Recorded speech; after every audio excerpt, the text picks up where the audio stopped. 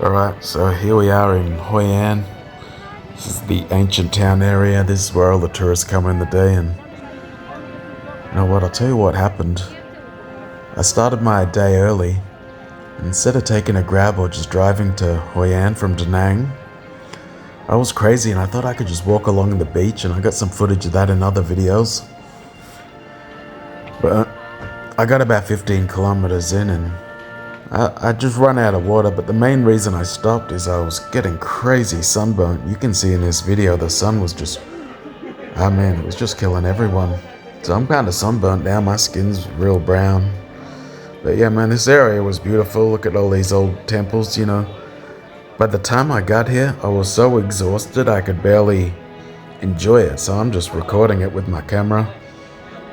I walked in and I got some kao lao, which is the specialty dish in Hoi An. It's just like a kind of like bacon on top, but it's a pork noodles with a bit of basil and salad.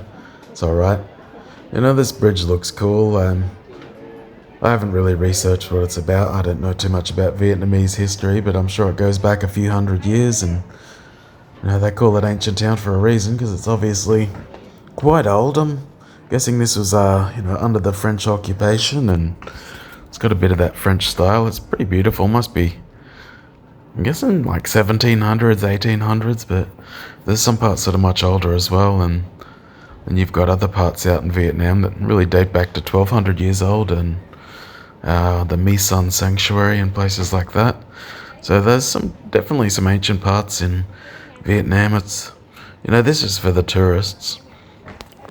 And look, when I'm in a tourist area, I don't mind spending a bit of extra money because it's still cheap as chips back to Australia. Like, I have fun in a place like this. I can't obviously do it every day, but it's nice to get out and about, do some tourism. I don't like to be that guy walking around with his phone camera, but I feel like with a GoPro, you don't stick out too much. And everyone's just doing it these days, so we're documenting our existence, and I don't think it's particularly narcissistic. Like, I want to look back on these memories when I'm older and share it with you people on YouTube, and hope it's something you can enjoy. So this is filmed with my GoPro Hero 13. Look, I'm not much of a camera guy, but they say this is the one to go with. It's crystal clear. I'm still getting used to the settings, but it's recorded in 4K. And now, just full disclosure, I do post-edit the video a little. I've just turned up the contrast a little, and just to make the lighting pop a little bit. Otherwise, I haven't changed it too much. Like, just the stock standard quality straight off the GoPro looks great, so it is what it is. And I put it on this phone mode so you don't have to edit it. I don't really like the big fisheye sort of view. It's good if you're doing, like, I don't know, jumping out of planes and that sort of thing, but I prefer this view because, look, everyone just uses their phone to watch everything, so it's going to be the best resolution for phones. And I suppose it's still decent for laptops as well, so it's a win either way.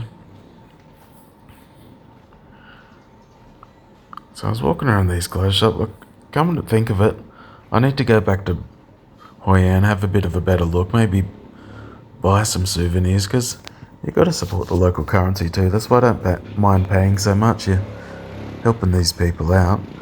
And look, I paid a bit extra. I wanted to go to one of these nice tourist cafes. Look, I did pay extra, but the view was beautiful, the food was beautiful. You get what you pay for, and it's just a good experience. And still, look, it's $7 for a decent quality lunch here. If you want to really go to town, get something gourmet, maybe you spend $30, but